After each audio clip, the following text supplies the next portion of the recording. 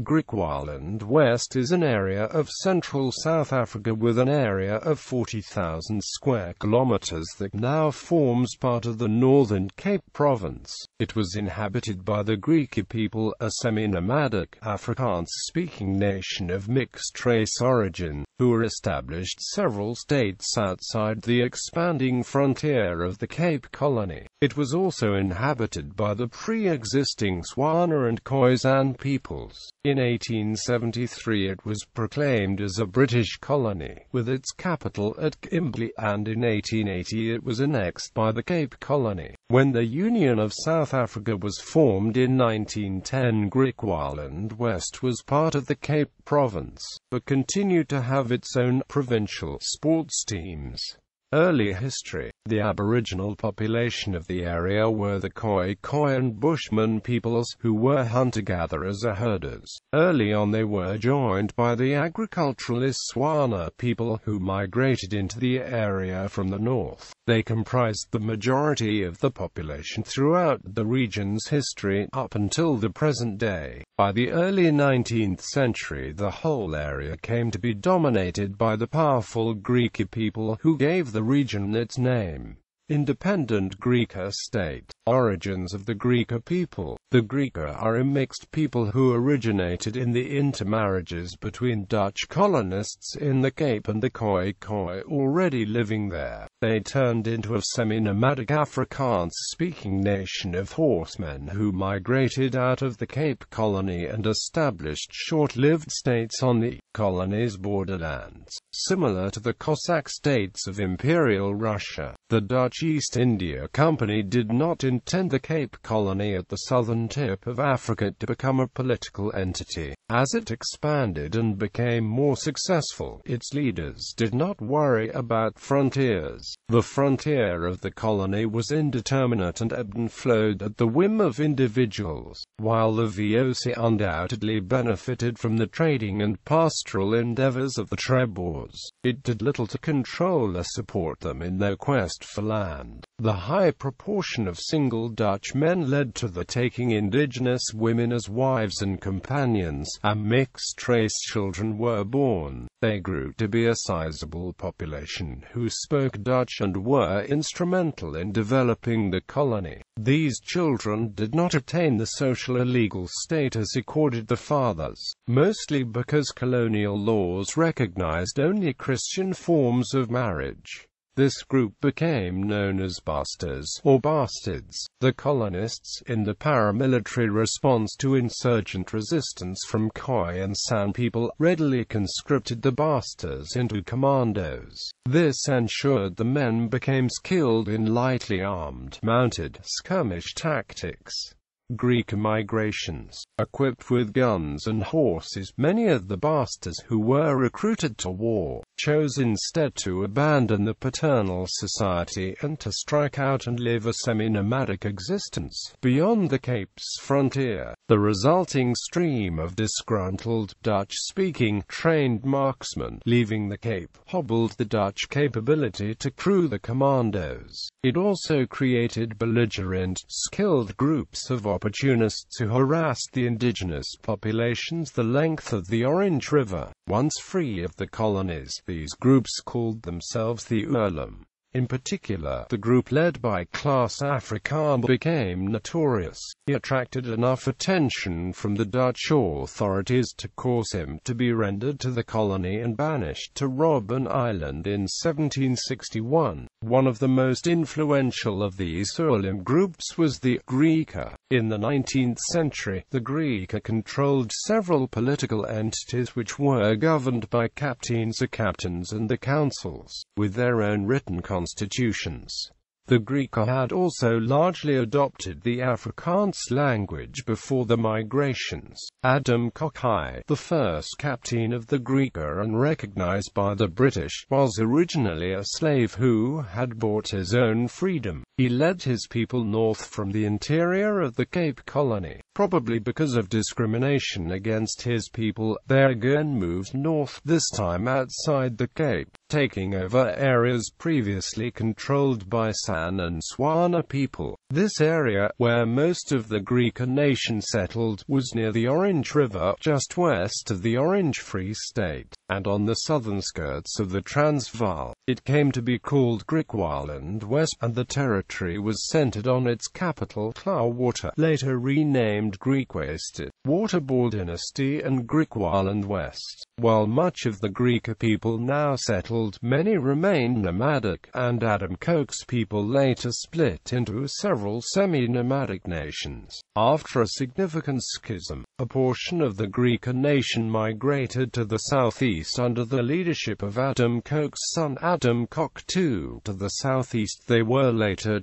found Philippolis and then Griqualand East. In the original area that now came to be called Griqualand West, Andreas Waterboard took over control and founded the powerful Waterboard dynasty. The Waterboard captains ruled the region until the influx of Europeans accompanying the discovery of diamonds, and to some degree afterwards too. In 1834, the Cape Colony recognized Waterboard's rights to his land and people. It signed a treaty with him to ensure payment for the use of the land for mining. In both Griqualands, east and west, the Griqua were demographically outnumbered by the pre-existing Bantu people and, in some areas, by European settlers, and thus the two Griqualands maintained their Griqua identity only through political control, diamond fields and land disputes. In the years 1870 to 1871, a large number of diggers moved into Griqualand West and settled on the diamond fields near the junction of the Vaal and Orange Rivers.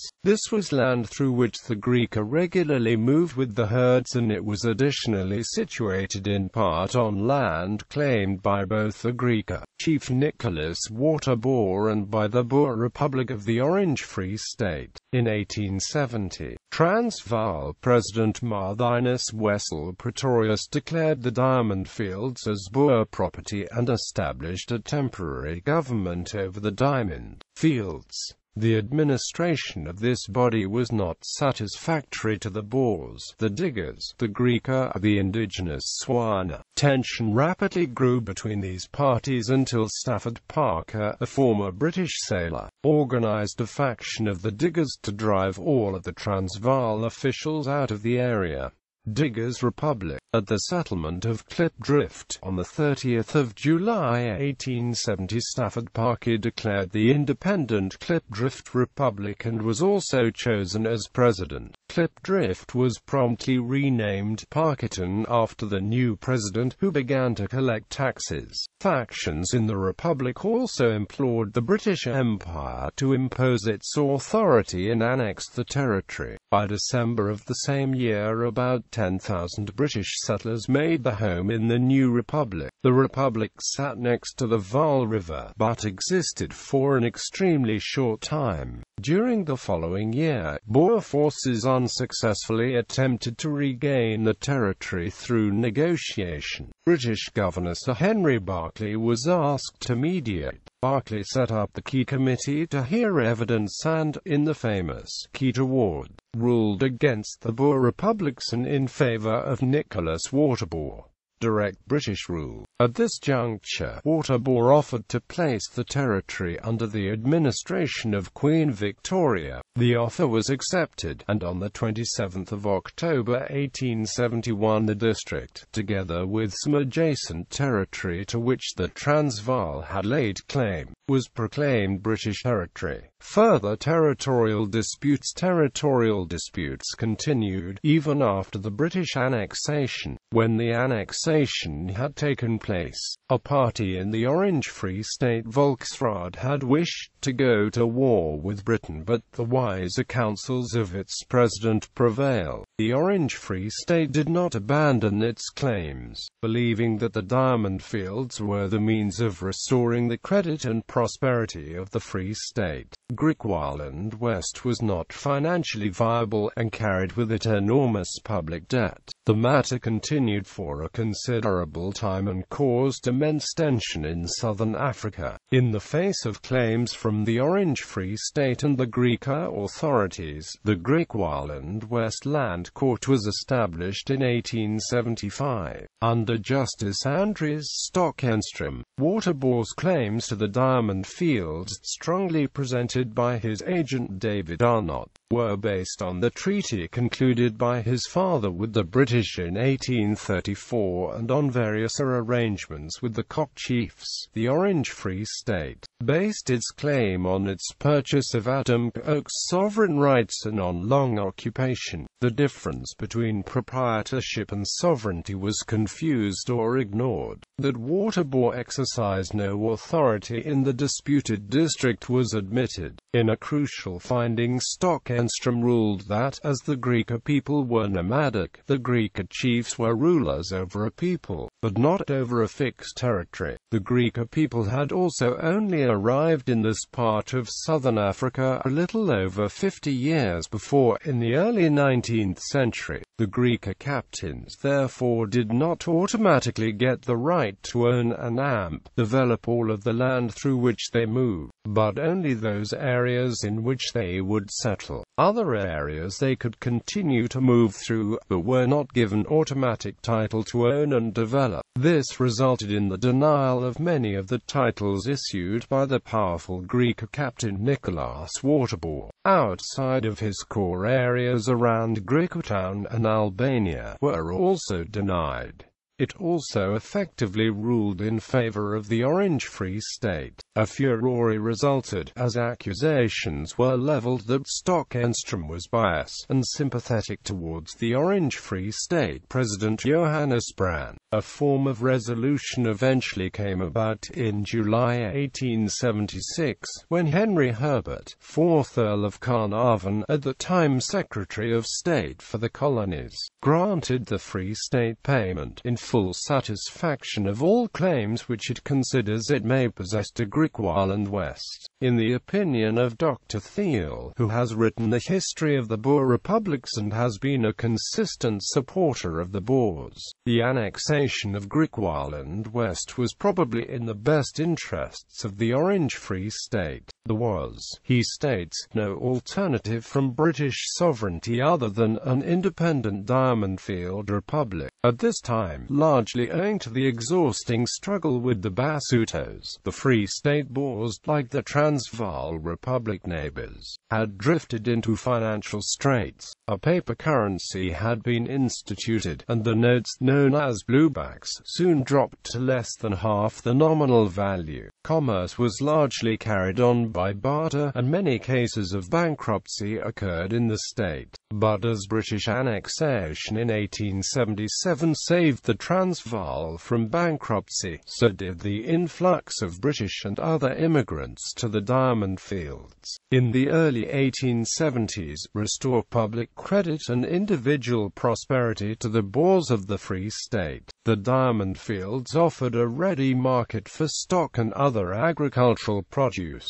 Money flowed into the pockets of the farmers. Public credit was restored. Bluebacks recovered par value and were called in and redeemed by the government. The valuable diamond mines were also discovered within the Orange Free State, of which the one at Jagersfontein is the richest. Capital from Kimberley and London was soon provided with which to work them. Pressure on the Cape Colony to annex the territory. After annexing Griqualand West, the British initially attempted to incorporate it into the Cape Colony, and put significant pressure on the Cape government to annex it. The new Prime Minister of the Cape, John Molteno, refused, citing the enormous public debt of the territory, as well as objections from portions of the indigenous and settler communities of Griqualand. Local control continued continued to pass increasingly from the Griqua captains into the hands of the growing digger community of the diamond fields. The prospect of complete disempowerment in a diamond fields republic became a significant concern of the remaining Griqua. Under pressure, the embattled Griqua leader Nicholas Waterbour sent a formal request to the Cape government to request incorporation, a request that coincided with renewed pressure on the Cape government to agree to the union with Cape Colony. On being presented with a request from Nicholas Waterbour for union with the Cape Colony, there had begun a protracted debate over whether Griqualand West should be joined to the Cape in a confederation, or whether it should be annexed to the Cape Colony in a total union. The former view was supported by Lord Carnarvon and the British Colonial Office in London, as a first step to bringing all of Southern Africa into a British-ruled confederation.